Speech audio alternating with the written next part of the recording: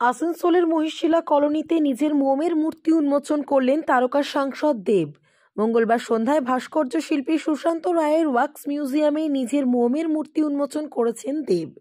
নিজের মোমের মূর্তি দেখে শিল্পী সুশান্ত রায়কে ধন্যবাদ জানান দেব। এর পাশাপাশি ওয়াক্স মিউজিয়ামে রাখা মুখ্যমন্ত্রী মমতা বন্দ্যোপাধ্যায়ের মোমের মূর্তি দেখলেন দেব। শিল্পী সুশান্ত রায় বলেন, এই মোমের মূর্তি তৈরির আগে দেবের বাড়ি গিয়ে তার অনুমতি এবং দেবের উচ্চতা মাপ করে নিয়ে এসেছিলেন। আসল কথা সবাই মূর্তি বানাচ্ছি, বানাতে বানাতে আমি চিন্তা করলাম যে এখনকার উত্তম কুমার সবাই বানিয়েছি। এখন যে মহানায়ক বলতে দুজন বাংলার, জিৎ এবং দেব, তখন আমি যোগাযোগ করলাম আমি দেবের মূর্তি বানাবো এবং দেবের মূর্তি বানাবো বলে আমি খবর পাঠালাম। তখন উনি বললেন না ঠিক আছে বানাবো।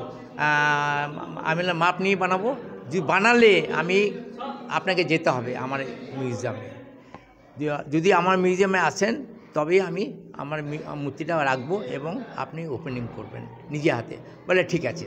তারপর আমি ফটো টটো তুললাম, তুলে ওখানে ওনার কাছে গিয়েছিলাম, ওনার মাপ টাপ নিয়ে তৈরি করেছি।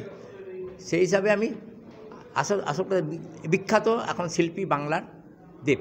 এই প্রথমবার কোনো সেলিব্রিটি আপনার এসে ওপেনিং করলো? হ্যাঁ, খুব ভালো লাগলো, দারুণ লেগেছে। এর আগে সেলিব্রিটি এসছেন, কলকাতায় ওপেনিং করেছেন, কলকাতায় যেমন সচিন তেন্ডুলকর, সৌরভ গাঙ্গুলি করেছেন, কিন্তু দেবের মূর্তি বানার আমার মিউজিয়াম আসানসোলে, দেবের মূর্তি মিউজিয়ামে আসানসোলে আসবে আমিও ধারণা করতে পারিনি।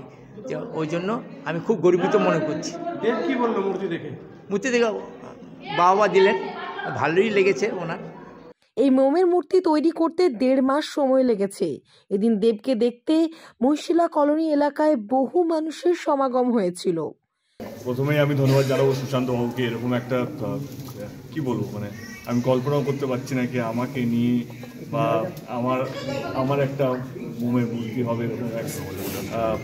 যেটা আমরা সবসময় শুনে এসেছি কেউ ওয়্যাক্স মিউজিয়াম হচ্ছে, সেখানে অনেকেরই স্ট্যাচু থাকে, বাট আমি যে আমার স্ট্যাচু হবে সেটা আমি কোনোদিন ভাবতে পারিনি।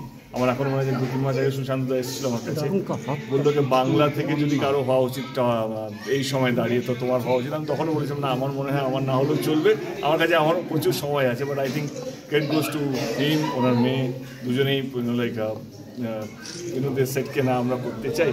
এবং ঘটনাচক্রে আজকে আমি আসানসোলেই ছিলাম, কারণ আমার পরের ছবি শুটিং, খাদানের শুটিং আসানসোলেই হবে, তো কোথাও যেন মিলে গেল। এটা প্ল্যান ছিল না, but thank you Sushanta da, thank you so much, thank you so much, thank you.